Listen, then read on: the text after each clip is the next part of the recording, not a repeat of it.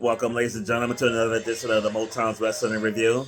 I am Tony Motown Allen, the president of the Motown's Wrestling Group on Facebook. If you're not part of the wrestling group, make sure you join and just join all the fun and everything. Today, we are actually going to be discussing Friday Night SmackDown, and Friday Night SmackDown was also a tribute to Hulk Hogan, who died on my mother's birthday. Couldn't wait till my birthday. Couldn't wait till my birthday. So anyway,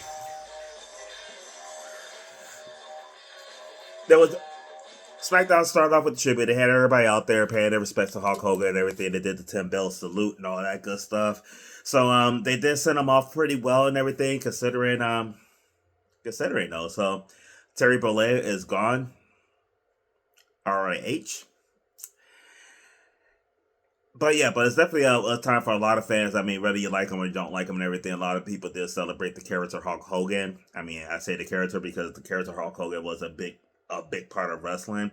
I've heard a lot of people say that like wrestling would be dead if it wasn't for Hulk Hogan. I don't know if I go so far as to agree with that. I think wrestling would be different if it wasn't for Hulk Hogan. I don't think we would have the sports entertainment factor. I don't think WWE would have went down the road that they went though. But I don't know if he actually no, wrestling's still alive because of him. Wrestling was around for many, many years before him, and actually survived many years after him, though. So I'm not gonna give him the credit for like saving wrestling, and wrestling wouldn't be here today.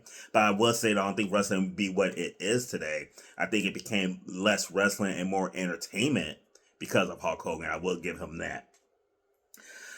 So they the Friday Night SmackDown team, they moved on from Hogan after about 10, 15 minutes and got on with the show. You had Logan Paul coming out to the hometown booze. They were in Cleveland, Ohio, and Cleveland definitely was not feeling Logan Paul, and he was talking shit about Cleveland, talking shit about Jelly Roll, and then out comes Jelly Roll. So Jelly Roll comes out and everything. He's talking shit about Logan Paul, and then out comes Drew McIntyre, and then of course Jelly Roll's like he's not there alone. He hear voices in his hair. They counsel him, and then out comes Randy Orton. So we had all four guys from the tag match out there, and they all started fighting, of course, and Jelly Roll did hit the black hole slam on Logan Paul. But man, I can't believe we're actually going to get this tag team match. I really can't, but that's what shit next week, I believe. Yeah, next week, well, August 2nd, August 3rd. Next up, we had Alexa Bliss and Roxanne Perez. And of course, Roxanne Perez had tiny tits herself, Raquel Rodriguez at ringside. And 5 Feet of Fury, Alexa Bliss had the Queen Charlotte Flair in her corner. Pretty decent match and everything. Rodriguez was going to try to take out Charlotte Flair outside the ring, and Alexa Bliss makes a save, only to lead to Alexa Bliss getting pinned by Roxanne Perez because she was distracted with the shenanigans going on with Tiny Tits and the Queen. Overall, itself, I gave the match a C. It was an okay match, and nothing spectacular or anything like that. But I do kind of like where they're going with this feud and everything. Kind of interested to see how things go at SummerSlam next week. But yeah, definitely good though. Definitely good. Then we had Jade Cargill versus Chelsea Green. This all started backstage and a backstage scuffle between the two ladies and everything that led to what my mom really loves. All of a sudden, they just fought their way to the ring. There all of a sudden was a referee out there, and all of a sudden, out of nowhere, we have a wrestling match. So, but the rest of the match itself, I really, really did like though.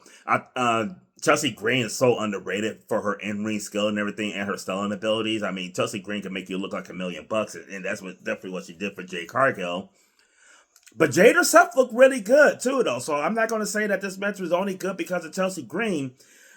Between the Naomi match and this Chelsea match, I thought Chelsea matched up well with Jade. I thought Jade was very confident and comfortable with Chelsea Green. I thought she looked pretty well herself and everything. This match overall, and of course, Jade hit the Jaded for the win. And after the match, the Secret Hervis came out. The Secret Hervis came out and attacked Jade, and then out comes Tiffany Stratton to make the save, which I enjoyed the match and everything, and the attack on Jade definitely made perfect sense and everything. The only thing that really, in my opinion, don't really make a lot of sense is why Tiffany Stratton would make the save. I think that's kind of stupid and everything. I know you're a babyface and everything, but You wrestling Jay next week and everything. Let her take that beat down. The match itself, I gave A minus to. That's how much I enjoyed that match. I thought it was really, really good. Then we had Jacob Fatu talking about Solo trying to send him back to prison, and then the Miz interrupted. So we got the return of the Miz, and the Miz is upset with Jacob Fatu because he took him out like 6 weeks ago, and that was the reason why he's been out. Even though I kind of like how they're going with that's the reason he's been off TV when we all know that the Miz been recording American Gladiators, and that was the real reason he was off TV. Not to mention the fact that he was getting his face kicked in on a weekly basis from Aleister Black and everything. You ought to have some problems with Aleister Black, to be honest with you, Miz, because you've been his bitch for quite some time before you disappeared. But the Miz versus Jacob Fatu was booked and everything. The MFTs came out during the match and everything, and of course they were getting involved in this.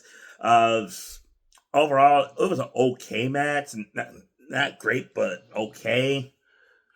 Fatu did get the win with the pop-up Samoan, and then of course the MFTs attacked Jacob Fatu after that, and then out comes Jimmy Uso to make the save with a chair, and then all ended up with the MFTs beating down both guys and everything and leaving them down there. Jacob Fatu even took the Samoan spike. Babyface Fatu, man, I'm not used to seeing Fatu get beat down though. I'll be honest with you and everything. I kind of miss like the Bulldozer, the heel and everything. Now that he's babyface, he gets beat down from time to time. I really don't like that much at all. The match itself, I gave a B minus to. I thought it was okay match and everything. Miz is a good worker. I mean, you can't take anything away from him. Jacob Fatu is just a fucking bulldozer, but I like him better as a heel though. And it's funny because after the beatdown that the MLTs gave to Fatu and Jimmy, I could be wrong though, but it sounded like the fans were chanting, "Fuck you, Solo! Fuck you, Solo!" And then next up we had Rey Fenix and Andrade taking on the Wyatt Six for the tag team titles and everything. So this match, I was kind of surprised that they had this on SmackDown and everything, but and I was surprised it was the main event, but I see why and everything. Big brawl broke out between all of them and everything. Nikki jumped into the ring and everything, causing a DQ. So they the Wyatt Six lost this match, kept the titles, but lost the match. Rey Fenix and Andrade kept the match, and then all the tag teams started coming out. We had a big tag team brawl going on out there. Everybody fighting left and right, and then Nick Aldis comes out and makes this announcement, like, since they can't control themselves and they're all so eager to fight, at SummerSlam, all the teams will be facing each other in tables, ladders, and chairs match. So, ought to be interesting. I think TLC shouldn't have more than 3 teams in it, and I think this one's going to have like 4 or 5, so I think there's going to be a lot of bodies in here, which I'm not overly thrilled with. I mean, I think you could have the Wyatt Six, have those 2 guys out there, Rey Fenix and Andrade, and the Street Profits. I think if you just have those 3 tag teams, I mean, you'll be fine and everything though. But they're gonna throw the Motor City Machine Guns, which are great ladder match wrestlers and everything. So it's not like it's a bad thing you throwing the Motor City Machine Guns out there. And DIY, I think, would like do good in this match as well. It just seems like it's gonna be too many bodies in this thing though. So definitely interested to see how this goes though. But overall, SmackDown was an okay show. Match of the night: Jade Cargill versus Chelsea Green. Without a doubt, that was the match of the night.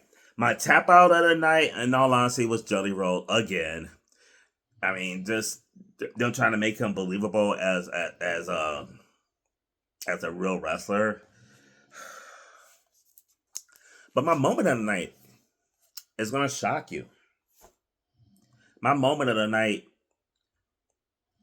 is the tribute they paid to Hulk Hogan, the character. Not a Hulk Hogan fan at all.